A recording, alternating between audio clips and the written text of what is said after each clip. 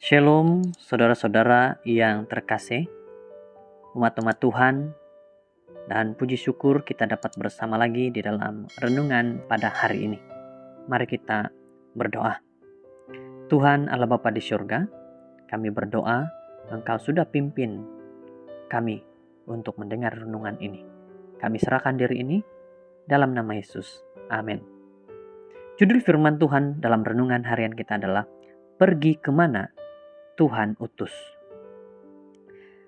Ayat renungan Yesaya 6 ayat 8. Lalu aku mendengar suara Tuhan berkata, siapakah yang akan kuutus dan siapakah yang mahu pergi untuk aku? Maka sahutku, ini aku, utuslah aku. Saya teringat semasa Bapa kami diutus untuk melayani mana-mana daerah dalam negara. Kami harus mendirikan rumah tempat tinggal sendiri sebelum mula melakukan kerja-kerja penginjilan, kecuali di tempat di mana rumah sudah sedia ada. Demikianlah terjadinya ketika kami berpindah ke satu daerah. Pada mulanya kami menumpang buat sementara di sebuah rumah milik salah satu daripada 3 keluarga anggota yang ada ketika itu. Dengan bantuan anggota, bahan binaan dari hutan dapat dikumpul dan rumah sederhana dapat disiapkan dalam masa yang singkat. Setiap malam, kami akan dikunjungi oleh hewan liar. Munjurlah rumah kami didirikan di atas tiang 8 kaki tinggi. Pelbagai rintangan akan dihadapi, terutamanya masalah pengangkutan dan bahasa. Munjurlah ketika itu ramai sudah suku kaum yang fasih berbahasa Melayu, maka tidak perlulah Bapak kami belajar bertutur bahasa yang lain.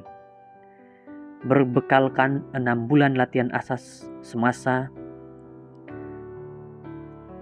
di sekolah, dimulahkan pada lewat tahun 30-an, maka itulah saja pendidikan formal yang Bapak kami terima.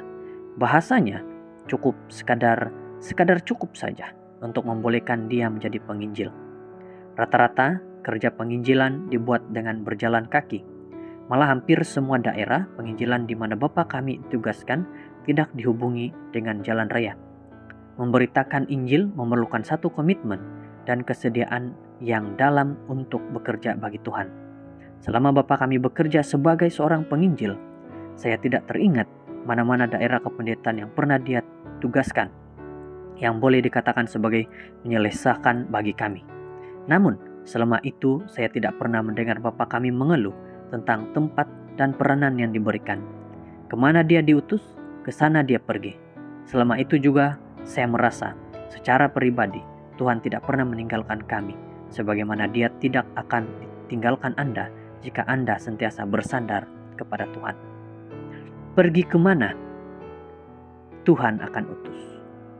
Saudara-saudara, di dalam penginjilan ada banyak sekali cabaran-cabaran, terutama sekali bagi para penginjil yang ditempatkan dari satu tempat akan dipindahkan ke tempat yang lain.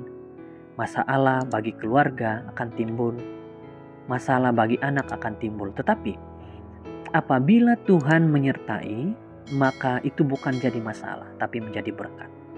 Karena anak-anak dapat dididik bersama-sama dengan orang-orang yang tidak dikenal, dan juga akan dapat melayani bersama-sama. Jadi apa yang dalam renungan ini katakan adalah, kemanapun Tuhan pergi, katakan, ini aku, utuslah aku. Tuhan berkati. Kita berdoa. Terima kasih Tuhan dengan renungan yang baik pada hari ini.